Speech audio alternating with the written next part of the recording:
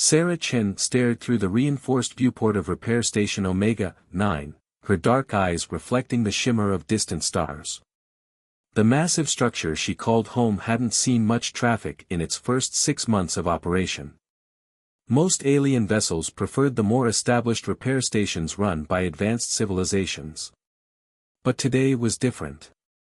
The vessel approaching her station looked like a cross between a manta ray and a cathedral, its crystalline spires catching starlight in hypnotic patterns. More striking than its beauty, however, was the damage. The entire port side rippled with distortions that shouldn't exist in normal space. Station Chief Chen, her AI assistant's voice chimed, "The vessel, Dawn Seeker, is requesting emergency docking clearance. Their engine core is experiencing cascading quantum failures." Sarah straightened her worn engineer's jacket, emblazoned with the Earth Space Engineering Corps patch she'd earned through years of solving the impossible. "Grant them clearance, Arya. And get Rodriguez and Patel to Dock 3. As she strode through the station's corridors, Sarah's mind was already racing through possibilities. Quantum failures were supposed to be unsolvable without replacing the entire core, at least according to the advanced races. But humans had a knack for finding solutions where others saw only dead ends. The ship's captain met them at the airlock, a towering figure with iridescent scales and compound eyes that reflected the station's lights like fractals. "I am First Speaker Vereen," it announced through a translator. "We were told your station might help, though I admit skepticism. 3 Heliron repair stations already declared our ship beyond salvation." Sarah gave a slight bow. "Chief Engineer Sarah Chen. The Helirans build beautiful ships, but they've forgotten something important about engineering." She gestured for them to follow her toward the damaged section. "And what might that be?" Vereen's translator carried a note of genuine curiosity. "That every problem has a simple core, no matter how complex it appears. Show me your engine room." The Dawn Seeker's engine chamber was a marvel of engineering, or would have been if half of it wasn't warping in and out of normal space. Crystalline structures pulsed with energies that hurt to look at directly, while emergency fields barely contained the quantum instabilities. Sarah pulled out her tablet, but instead of running the standard diagnostic programs, she opened an old engineering simulation she'd modified herself. "Rodriguez, get me a baseline reading with the analog field detector." Her second-in-command raised an eyebrow but complied. The Helirans had probably used sensors thousands of years more advanced, but sometimes older tech saw things the new stuff missed. "Look at this," Sarah pointed to the reading. "The quantum field isn't failing randomly. There's a pattern, like ripples in a pond." "Impossible," one of the Dawn Seeker's engineers chittered. "Quantum cascades are inherently chaotic. That's why they can't be stopped once they begin." Sarah smiled, pulling a piece of chalk from her pocket. To the alien's bewilderment, she began drawing on the engine room's floor, concentric circles radiating out from a central point. "See how the distortions match this pattern? Your quantum drive isn't failing. It's resonating." She turned to her team. "Patel, remember that issue with the Marshall Colony's geothermal plant? Same principle, different scale. We don't need to stop the cascade. We need to dampen the resonance." For the next 6 hours, Sarah's team worked with tools that would have looked primitive to most advanced races. They rigged analog dampening fields using modified mining equipment. They repurposed old earthquake stabilization algorithms to predict the quantum fluctuations. Most importantly, they never once treated the problem as unsolvable. When the final stabilizer clicked into place, the engine's crystalline structure slowly steadied. The spatial distortions smoothed out like wrinkles being pressed from fabric. Warning klaxons fell silent one by one. First Speaker Vereen's compound eyes studied the readouts in disbelief. "How?" The finest engineers in 3 sectors said this was impossible. Sarah wiped grease from her hands with a rag. "They were looking for a complex solution to match the complexity of your drive. Sometimes you need to step back and see the simple pattern hidden in the chaos." Humanity learned that lesson the hard way, solving problems with limited resources.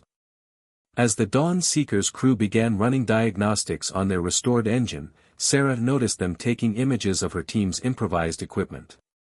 She recognized the look in their eyes, the same one she'd had as a young engineer discovering a new solution. "We would pay handsomely to learn more of these simple methods," Vereen offered. Sarah smiled. "Keep your payment. But spread the word, sometimes the best solutions come from those who had to learn to fix things with less." As she watched the Dawn Seeker depart hours later, Sarah had a feeling this was just the beginning. Humanity had something unique to offer the galaxy, not the most advanced technology, but perhaps the most important gift of all, the ability to see simplicity in complexity, and possibility in the impossible. 2 weeks after the Dawn Seeker's departure, Repair Station Omega-9 had transformed from a quiet outpost to a bustling hub. Ships of all sizes and configurations filled the approach vectors, their designs as varied as the species that crewed them. Sarah stood in her newly expanded control center, watching as a holographic display tracked incoming vessels. Her tablet chimed with yet another repair request, the 15th today. The message bore the seal of a Mercari trading consortium, marked urgent. "They're saying their quantum fold drive is experiencing temporal feedback," Rodriguez reported, scrolling through the technical data. "Half their cargo hold is aging at different rates. 3 of their crew members aged 2 years in the last week alone. Another impossible problem." Sarah allowed herself a small smile. "Dock them in Bay 7. And get Dr. Wells from Temporal Mechanics up here. She'll want to see this." The station's corridors buzzed with activity. Where once only human engineers walked, now alien technicians and observers moved alongside them. After the Dawn Seeker's crew shared recordings of their repair, requests had flooded in not just for fixes, but for knowledge. Sarah paused at a viewport, watching as her teams worked on various ships. In Bay 4, Patel supervised repairs on a living ship whose biological circuits had developed the equivalent of cardiac arrhythmia. Instead of using advanced biotech, they'd adapted old Earth defibrillator principles with stunning success. In Bay 6, Rodriguez led a workshop for alien engineers, demonstrating how simple mechanical principles could diagnose problems in even the most advanced systems. He used an old bicycle to explain torque and mechanical advantage to beings who built faster-than-light drives. Chief Chen, a junior engineer, Maya Wong, approached with another tablet. The collective sent a message. "They're offering to triple our funding if we'll share our repair methodologies." Sarah shook her head. "Tell them the same thing we told the others. We're happy to teach, but we won't sell our methods. This isn't about credits, it's about building trust." The real breakthrough had come 3 days ago. A Heleron repair master, one of the most respected in the sector, had visited to observe their primitive techniques. He'd watched in silence as Sarah's team used modified Earth seismology equipment to diagnose fluctuations in a quantum drive. "You treat machines like living things," he'd finally said. "We've become so reliant on automated diagnostics that we've forgotten how to feel the rhythms of our engines." Word spread faster after that. Ships began diverting hundreds of light-years to reach Omega-9. Not just for repairs, but for something more valuable, understanding. Sarah's comm unit buzzed. "Chief, we've got a situation in Bay 12, Dr. Wells's voice crackled. "The temporal drive we're working on. The feedback is intensifying. Standard containment isn't working. On my way." Sarah jogged through the corridors, her mind already racing through possibilities. As she entered Bay 12, she saw the problem immediately. The Mercari ship's hull rippled with temporal distortions, like heat waves off hot asphalt. "We've tried everything in the standard protocols," one of the Mercari engineers chittered anxiously. "The feedback loop is accelerating." Sarah studied the readings, then looked at the ship itself. The distortions had a rhythm to them, like waves on a beach. "Dr. Wells, remember that paper you showed me about ocean wave harmonics?" The physicist's eyes lit up. You're thinking of treating temporal feedback like water waves. That's brilliantly simple. They worked through the night, rigging a temporal dampening field that mimicked how breakwaters diffuse ocean waves. It wasn't elegant by advanced race standards, but it worked. By morning, the temporal distortions had stabilized. I don't understand, the Mercari chief engineer admitted. Our most advanced temporal mechanics couldn't solve this. How did you know to try such a basic approach? Sarah watched as her team began dismantling their jerry-rigged equipment. Humans had to solve complex problems before we had complex tools. We learned to see patterns, to understand the basic principles behind complicated systems. Sometimes the most advanced solution isn't the best one. As she updated the station's repair logs that evening, Sarah reflected on how much had changed. Omega 9 wasn't just a repair station anymore, it was becoming a symbol of humanity's unique contribution to galactic engineering. They weren't the most advanced, but they offered something perhaps more valuable, the wisdom to know when to step back from complexity and find the simple heart of any problem. Little did she know, their greatest challenge was about to arrive, one that would test not just their engineering skills, but their very understanding of what was possible. The emergency alert shattered the station's night cycle, its urgent tone pulling Sarah from a rare moment of sleep. She was moving before her eyes fully opened, muscle memory guiding her through the familiar motion of pulling on her uniform. "Arya, situation report," she commanded, already running toward the control center. "Multiple vessels dropping out of hyperspace," the AI responded.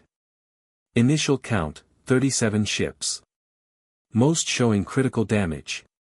Life support failing on at least 12. Detecting approximately 18,000 life signs." Sarah burst into the control center, finding her team already assembled. The main display showed a ragged fleet of vessels, their designs a mismatched collection of civilian transports, cargo haulers, and converted mining ships. Many trailed debris, their hulls bearing the distinctive scarring of weapons fire.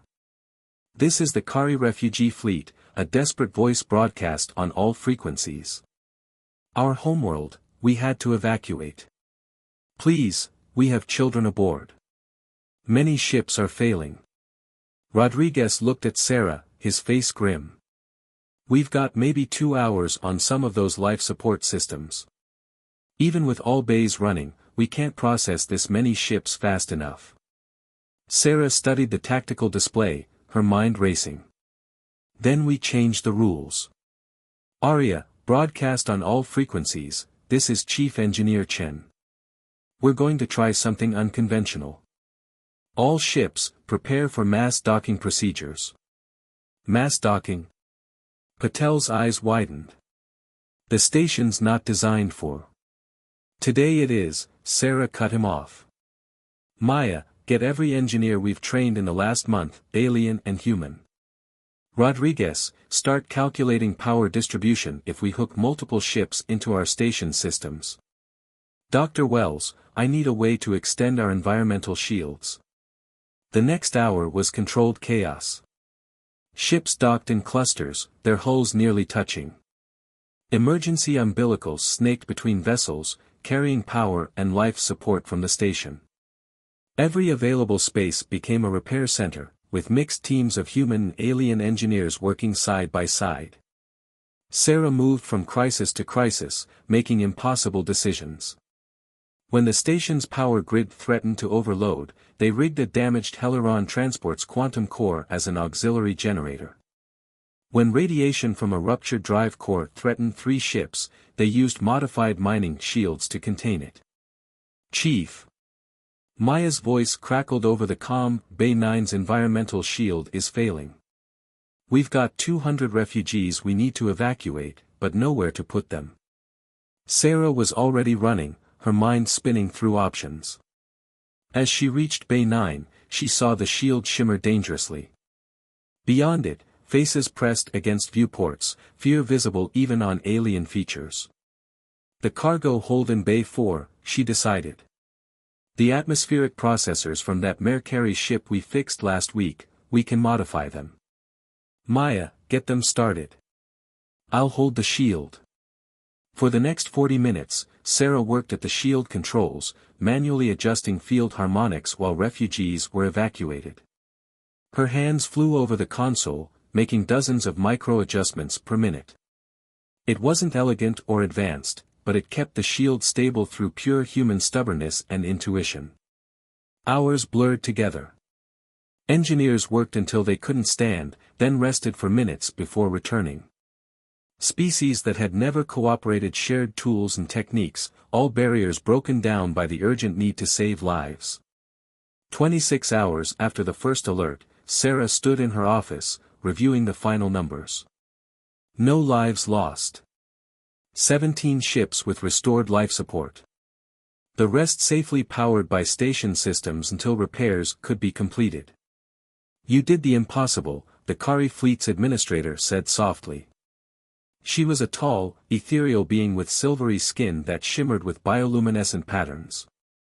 The advanced races said our fleet was too damaged, too difficult to save all at once. But you.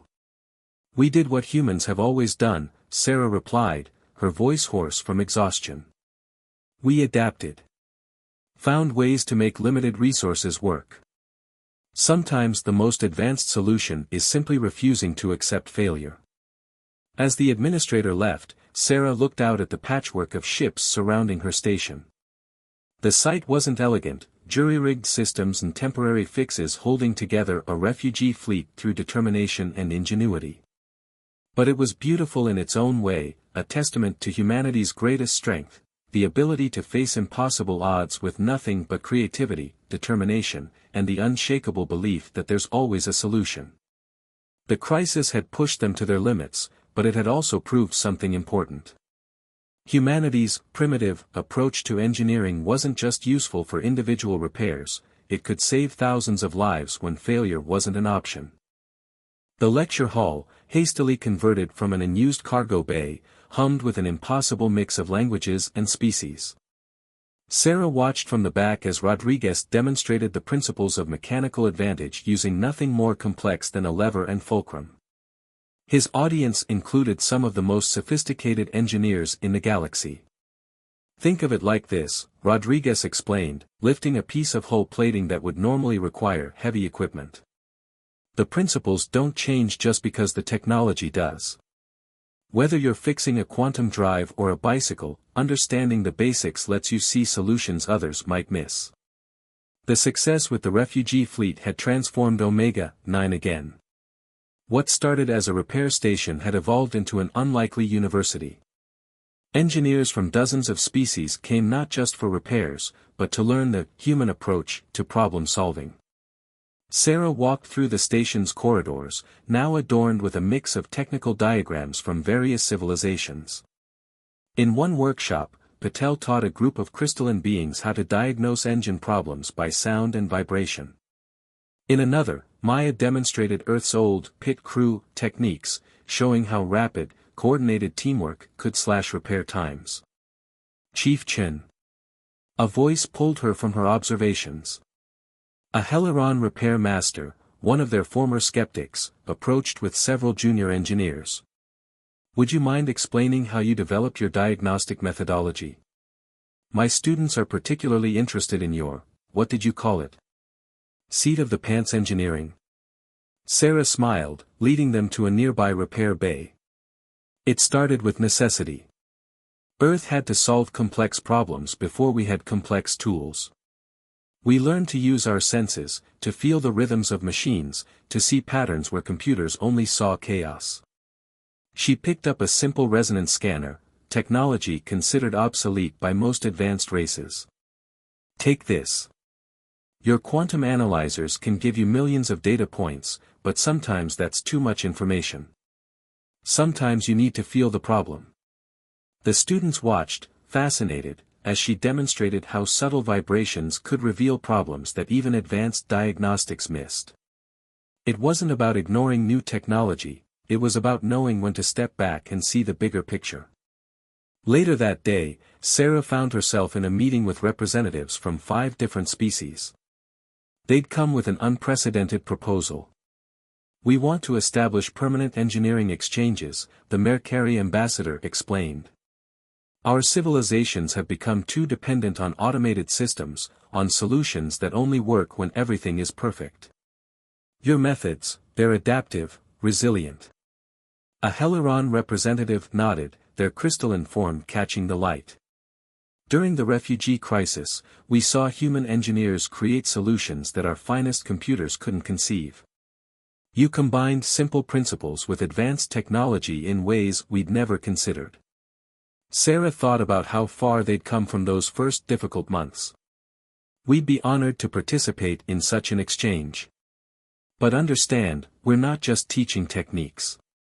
We're teaching a way of thinking. The program grew rapidly. Soon, Omega-9 hosted engineers from every major civilization. They learned Earth's history of engineering, studying everything from ancient Roman aqueducts to modern spacecraft. More importantly, they learned to think like human engineers, to see problems as challenges rather than obstacles. One evening, Sarah found Maya teaching a group of alien engineers how to play jazz. It's like engineering, Maya explained. You learn the rules so you know how to break them. You improvise, but with purpose. The metaphor was perfect. Human engineering was like jazz, taking established principles and recombining them in new ways, finding harmony in apparent chaos. But it wasn't just the aliens who were learning. Each visiting species brought their own insights, their own ways of seeing problems.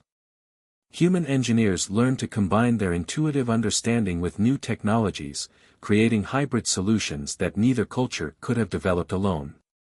You've created something remarkable here, Dr. Wells commented, joining Sarah at her favorite viewport.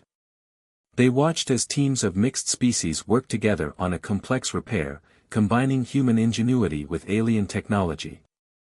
This is more than just a repair station now. Sarah nodded, thinking of how far they'd come. We're building bridges, not just fixing ships. Every engineer who learns here takes something back to their people, not just knowledge, but a new way of seeing possibilities. As she watched her students, both human and alien, work together, Sarah realized they were part of something bigger than themselves. They were teaching the galaxy that sometimes the most advanced civilization isn't the one with the most sophisticated technology, but the one that never stops learning, adapting, and believing in the possible. The lights of distant ships twinkled through the viewport, more arriving every day. But they weren't just coming for repairs anymore, they were coming to learn, to share, and to be part of a revolution in how the galaxy approached engineering. And this, Sarah knew, was just the beginning. The ancient vessel appeared without warning, materializing at the edge of Omega-9's sensor range. Unlike the sleek ships of modern species, this one seemed carved from a single piece of dark metal, its surface etched with patterns that hurt the eyes to look at directly. Sarah stood transfixed at the main viewport, surrounded by her senior staff and representatives from a dozen species. The vessel was massive, easily 3 times the size of the largest known ships, yet moved with impossible grace. No energy readings, Rodriguez reported, frowning at his instruments. No radiation, no heat signature. By all measurements, it shouldn't even exist. The ship's surface rippled like liquid metal as it approached the station. When it finally broadcast a message, it wasn't in any known language. Instead, images filled their minds, a civilization that had transcended physical form, leaving behind their last great vessel as a test for those who might follow. They were looking for worthy successors, the Heliron ambassador whispered. Stories of such vessels appear in the legends of many species. None have ever successfully interacted with one. The images continued, showing the vessel's systems failing, its great purpose unfulfilled unless those who found it could prove themselves capable of understanding and repairing technology built by beings who had become like gods. Sarah looked around at her gathered team, humans and aliens who had learned to combine their different approaches to create something new. Well, she said with a slight smile, let's get to work. The next 3 days became a blur of discovery and frustration. The vessel defied every conventional scanning method. Its hull seemed to phase between solid and liquid states. Tools that touched it either stopped working or began operating in completely new ways.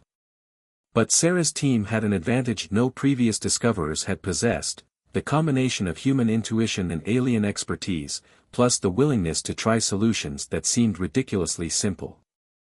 "Look at these patterns," Maya said on the second day, pointing to the flowing designs on the hull. "They're not random. They remind me of something." She pulled up images of Earth's earliest writing systems, where symbols flowed into each other to tell stories. That breakthrough led them to understand the vessel's surfaces as a form of physical language, each pattern describing the functions beneath. Dr. Wells contributed crucial insights about how ancient cultures used sacred geometry, helping them decode the ship's operational principles. The real challenge came when they discovered the vessel's core, a sphere of what appeared to be pure consciousness, slowly failing as its containment systems degraded. Advanced races had tried to interface with similar technology using their most sophisticated computers. All had failed. "We're thinking too complicated," Sarah announced, after hours of failed attempts. This civilization transcended physical form. They wouldn't rely on mechanical interfaces. She turned to the Mercari engineers, known for their expertise in psychic technology. "We need to combine your understanding of consciousness with our human capacity for intuitive leaps." The solution they developed was beautiful in its simplicity, using modified versions of Earth's old EEG machines combined with Mercari psychic amplifiers and Heliron crystal resonators. Instead of trying to interface with the technology directly, they created a bridge between the physical and consciousness realms. The vessel responded. Its surface began to glow with patterns of light that spread through its entire structure. The sphere of consciousness stabilized, and new images filled their minds, not just approval, but joy at finally being understood. The vessel wasn't just a test of technical skill, Sarah realized as they watched the ancient ship come fully alive. It was a test of whether different species could work together, combining their unique perspectives to see beyond the obvious. As the vessel's systems fully activated, it shared its gift, access to technologies and understandings that would have been meaningless to any single species working alone. But to their combined team, with their blend of intuition and expertise, the knowledge was transformative. "You know what this means," Rodriguez said quietly, looking at the streams of new information flowing into their databases. "Everything changes now." Sarah shook her head, smiling.